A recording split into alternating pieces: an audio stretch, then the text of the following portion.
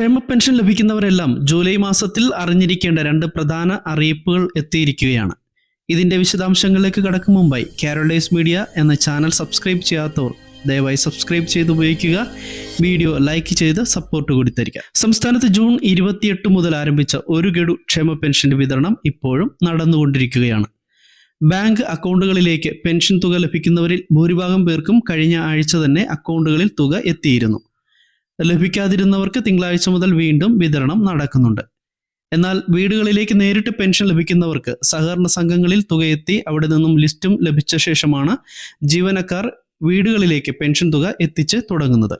അതിനാൽ ഈ ആഴ്ചയിലായിരിക്കും കൈകളിൽ പെൻഷൻ ലഭിക്കുന്നവരിൽ ഭൂരിഭാഗം പേർക്കും പെൻഷൻ തുക എത്തിച്ചേരുക. പെൻഷൻ വിതരണം നടന്നു വരികയാണെങ്കിലും ഇപ്പോഴും 5 മാസത്തെ പെൻഷൻ കുടിശ്ശികയാണ്. ഓരോ ഗുണഭോക്താവിനും 8,000 രൂപ വീതം നൽകുവാൻ ഉണ്ട്. ജൂലൈ മാസം ഉൾപ്പെടെയുള്ള മാസങ്ങളിൽ നിശ്ചിത ഗഡുക്കളായി കുടിശ്ശിക വിതരണം ചെയ്ത് തീർക്കും എന്നാണ് സംസ്ഥാന സർക്കാർ അറിയിക്കുന്നത്. ക്ഷേമ പെൻഷൻ കുടിശ്ശിക വീട്ടുന്നത് ഉൾപ്പെടെയുള്ള സാമ്പത്തിക ആവശ്യങ്ങൾ നിറവേറ്റുന്നതിനായി റിസർവ് ബാങ്കിന്റെ കോർ ബാങ്കിംഗ് സൊല്യൂഷൻ സംവിധാനമായ ഈ കുബേർ വഴി കടപ്പത്രങ്ങൾ ഇറക്കി ജൂലൈ 2-ന് 1,500 കോടി രൂപ കൂടി സംസ്ഥാന സർക്കാർ കടം എടുക്കുകയാണ്. ഈ സാമ്പത്തിക വർഷം കേരളം ഇതിനകം 10,000 കോടി കടമെടുത്ത് കഴിഞ്ഞു. ജൂലൈ 2-ലെ കടമെടുപ്പോടെ ഇത് 11,500 കോടി രൂപയാകും. നേരത്തെ ഏപ്രിൽ 23-ന് 1,000 കോടിയും 30-ന് 2,000 കോടിയും മെയ് 28-ന് 3,500 കോടിയും കടമെടുത്ത കേരളം ജൂൺ 4-ന് 2,000 കോടിയും 25-ന് 1,500 കോടിയും കടമെടുത്തതോടെയാണ് ഇതുവരെയുള്ള കടം 10,000 കോടിയിൽ എത്തിയത്. ജൂലൈ 8-ന് കേരളം ഉൾപ്പെടെ 8 സംസ്ഥാനങ്ങളാണ് റിസർവ് ബാങ്ക് വഴി കടമെടുക്കുന്നത്. കടമെടുപ്പിലൂടെ ലഭിക്കുന്ന തുക സംസ്ഥാന ധനവകുപ്പിൽ എത്തിക്കഴിഞ്ഞാൽ കുടിശ്ശിക പെൻഷൻ വിതരണ കാര്യത്തിലുള്ള അറിയിപ്പ് വരുമെന്നാണ് പ്രതീക്ഷിക്കുന്നത്. രണ്ടാമത്തെ അറിയിപ്പ്, സംസ്ഥാന സർക്കാർ ഇനിയുള്ള മാസങ്ങളിലും വിതരണം ചെയ്യുന്ന ക്ഷേമ പെൻഷനുകൾ നമുക്ക് ലഭിക്കണമെങ്കിൽ 2024 വർഷത്തെ വാർഷിക മസ്റ്ററിംഗ് പൂർത്തിയാക്കേണ്ടതുണ്ട്. ജൂൺ 25-ന് തുടങ്ങിയ മസ്റ്ററിംഗ് ജൂലൈ മാസത്തിലും ഉണ്ടായിരിക്കും. 2023 ഡിസംബർ 31 വരെ പെൻഷൻ അനുവദിച്ച് പെൻഷൻ ലഭിച്ചുകൊണ്ടിരിക്കുന്ന എല്ലാവരും 2024-ലെ ഈ വാർഷിക ബയോമെട്രിക് മസ്റ്ററിംഗ് പൂർത്തിയാക്കണം.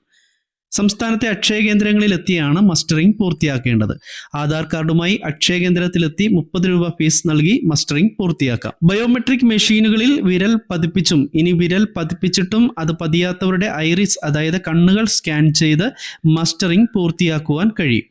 ഓഗസ്റ്റ് 24 വരെയാണ് മസ്റ്ററിംഗ് പൂർത്തിയാക്കാനുള്ള സമയം സർക്കാർ അനുവദിച്ചിരിക്കുന്നത്.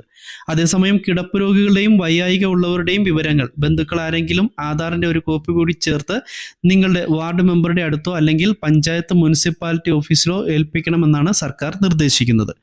തദ്ദേശ സ്ഥാപനങ്ങളിൽ നിന്നും ഇത്തരക്കാരുടെ വിവരങ്ങൾ അക്ഷയ കേന്ദ്രങ്ങൾക്ക് കൈമാറി ഇതിന്റെ മുൻഗണനാ ക്രമത്തിൽ അക്ഷയ കേന്ദ്രങ്ങളിലെ ജീവനക്കാർ വീടുകളിലെത്തി മസ്റ്ററിംഗ് പൂർത്തിയാക്കും. 50 രൂപയാണ് ഇത്തരത്തിൽ വീടുകളെത്തി മസ്റ്ററിംഗ് ചെയ്യുന്നതിന് നൽകേണ്ടത്. സാമൂഹ്യ സുരക്ഷാ പെൻഷനുകൾ ലഭിക്കുന്നവർ മാത്രമല്ല, ക്ഷേമനിധി ബോർഡ് പെൻഷനുകൾ ലഭിക്കുന്നവർക്കും മസ്റ്ററിംഗ് നടത്തേണ്ടതുണ്ട്. 16 ക്ഷേമനിധി ബോർഡുകൾക്ക് 1,600 രൂപ വീതമുള്ള പെൻഷൻ നൽകുന്നത് പൂർണ്ണമായും സർക്കാർ നൽകുന്ന ധനസഹായം കൊണ്ടുകൂടിയാണ്. ഓഗസ്റ്റ് 24-നുള്ളിൽ മസ്റ്ററിംഗ് പൂർത്തിയാക്കാത്തവർക്ക് തുടർന്നുള്ള മാസങ്ങളിലെ പെൻഷൻ തടയപ്പെടുന്നതാണ്.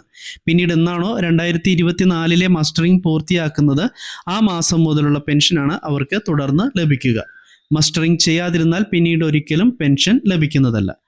കുടിശ്ശിക പെൻഷൻ വിതരണവുമായി ബന്ധപ്പെട്ട് വരും ദിവസങ്ങളിൽ വരുന്ന അറിയിപ്പുകൾ കാരോളൈസ് മീഡിയ എന്ന ചാനലിലൂടെ നിങ്ങളെ അറിയിക്കുന്നതാണ്. വളരെ പ്രധാനപ്പെട്ട ഒരു ഇൻഫർമേഷനാണ് കാരോളൈസ് മീഡിയ നിങ്ങളുമായി ഷെയർ ചെയ്തിരിക്കുന്നത്. ഇതുപോലെ നിങ്ങൾക്ക് പ്രയോജനപ്പെടുന്ന കേന്ദ്ര സംസ്ഥാന സർക്കാരുകളുടെ സേവനങ്ങളെക്കുറിച്ചുള്ള ഇൻഫർമേഷൻസ് കൃത്യമായി ലഭിക്കുവാൻ കാരോളൈസ് മീഡിയ എന്ന ഈ ചാനൽ സബ്സ്ക്രൈബ് ചെയ്ത് ഉപയോഗിക്കുക. മറ്റൊരു ഇൻഫർമേഷനുമായി എത്തുന്നതുവരെ എല്ലാവർക്കും നമസ്കാരം. താങ്ക്